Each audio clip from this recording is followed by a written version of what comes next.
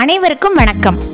இன்று நாம் பார்க்க போகும் அழகிய அற்புத திருக்கோயில் பெரியநாயகி உடனுறை பிறவி மருந்தீஸ்வரர் திருக்கோயில்.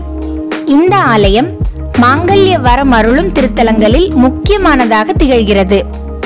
அஸ்வினி நட்சத்திரக்காரர்கள் வாழ்வில் ஒரு முறையேனும் சென்று வழிபட வேண்டிய நட்சத்திர திருக்கோயில் இது.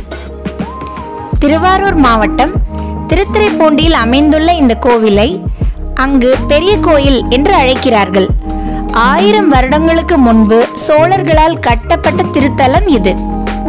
தரிசிப்பவர்களின் பிணிகளையும் பூர்வ ஜென்ம பாபங்களையும் சாபங்களையும் துன்பங்களையும் போக்குவதால் வடமொழியில் பவ ஔஷதீஸ்வரர் என்றும் தமிழில் பிறவி மருந்தீஸ்வரர் என்றும் அழைக்கப்படுகிறது. முன்பொரு காலத்தில் கோவிலை சுற்றி வில்வ மரங்கள் நிறைந்திருந்ததால் வில்வாரண்யம் என்று அழைக்கப்பட்டது. இந்த க்ஷேத்திரம் பிரம்ம தேவர்களாலும் பற்பல முனிவர்களாலும் பூஜிக்கப்பட்ட சிவலிங்க பிரதிஷ்டை செய்யப்பட்ட கோவிலாகும். நவதீர்த்தபுரம் என்ற சிறப்பு பெயரும் உண்டு. மூலவர் பவ ஔஷதீஸ்வரர், அதாவது பிறவி மருந்தீஸ்வரர். தாயார் பிரஹன்நாயகி, அதாவது பெரிய நாயகி. தீர்த்தம் அமிர்த புஷ்கரணி மாங்கல்ய தீர்த்தம்.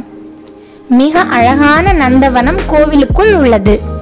இந்த திருக்கோயிலில் சிவபெருமான் கஜசம்ஹார மூர்த்தியாக அருள்பாலிக்கிறார். பௌர்ணமி அமாவாசை நாட்களில் கஜசம்ஹார மூர்த்தியை வழிபட துன்பங்கள் இல்லாத வளமான வாழ்வு அமையும் என்பது நம்பிக்கை.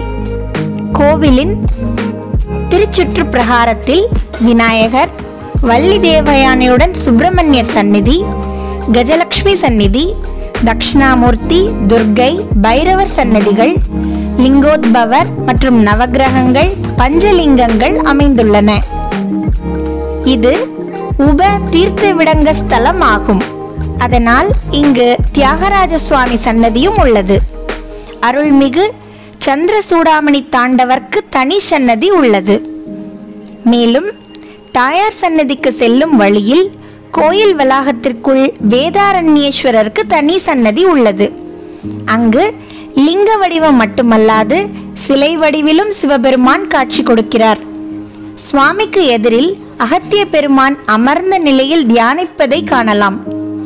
அகத்திய பெருமானுக்கு அம்மையும் சிவபெருமானும் கல்யாண திருக்கோலத்தில் இங்கு காட்சி கொடுத்ததாக கூறப்படுகிறது. தல வரலாற்று கதை. முன்பொரு காலத்தில் திலீப சக்கரவர்த்தி ஒரு முறை வேட்டையாடுவதற்காக காட்டுக்கு சென்றார். அங்கு 2 மான்களை கண்டு அம்பு எய்தார். அம்பு பட்டு அதில் ஒரு மான் முனிவராக மாறியது. சிறிது நேரத்தில் இறந்தும் போனது. அருகில் இருந்த இன்னொரு மான் பெண்ணாக மாறியது. அது அந்த முனிவரின் மனைவி. பதறிப்போன சக்கரவர்த்தி மானாக இருந்த முனிவரின் அருகில் ஓடி வந்தார். அதற்குள் அவர் இறந்தது தெரிந்து செய்வதறியாத மனம் நொந்தார் சக்கரவர்த்தி. தாயே, நான் மான் என்று நினைத்துதான் அம்புவிட்டேன். தெரியாமல் முனிவரை கொன்றுவிட்டேன். தீராத பாவத்திற்கு ஆளாகிவிட்டேன் என்று கண்ணீர் சிந்தினார். அழுது கொண்டே முனிவரின் மனைவி, தெரியாமல் செய்ததால் தவறுக்கு மன்னிப்புண்டு. ஆனால் கணவரின்றி என்னால் வாழ இயலாது. என்னையும் அம்பெய்து கொன்று விடுங்கள் என்று கெஞ்சினார். சக்கரவர்த்தியின் வேதனை இன்னும் அதிகமானது. முனிவரை கொன்ற பாபமே மனதை துளைக்கிறது. அவர் மனைவி வேறு இப்படி சொல்கிறாரே என்று வெதும்பி தன்னுடைய குலகுருவான வசிஷ்டரை மனதால் வேண்டி அழைத்தார். மறுநொடியே அங்கு தோன்றிய வசிஷ்ட முனி சக்கரவர்த்தியிடம் என்னவென்று வினவினார். அவர் நடந்த விவரங்களை சொல்வதற்கு முன்பாகவே முனிவரின் மனைவி வசிஷ்டரின் காலில் விழுந்து வணங்கினார். அந்த பெண்ணை தீர்க்க சுமங்கலியாக வாழ்க என்று வாழ்த்திவிட்டார். வாழ்த்திய பிறகுதான் பெண்ணின் கணவர் இறந்தது குறித்து தெரிய வந்தது. உடனே வசிஷ்டர் அசுரகுல பெண்ணான ஜல்லிகை, அவளின் இறந்த கணவர் விருப்பாட்சனை இத்தலத்து இறைவனை வேண்டி மீட்டெடுத்த கதையை கூறி, நீயும் திருத்துறைப்பூண்டி பிறவி மருந்தீஸ்வரர் கோயிலுக்கு சென்று ஜல்லிகை தீர்த்தத்தில் நீராடி 3 கை நீர் எடுத்து முனிவர் மேல் தெளித்து அம்பாளையும் இறைவனையும் வணங்க சொன்னார். அவ்வாறே அவரும் வணங்கி கணவரை மீட்டெடுத்தார் என்கிறது தல வரலாறு. எனவேதான் மாங்கல்ய வரமருளும் திருத்தலம் என்று கூறப்படுகிறது. 27 நட்சத்திரங்களில் அஸ்வினி நட்சத்திரத்துக்கு மருத்துவ சக்திகள் உண்டு.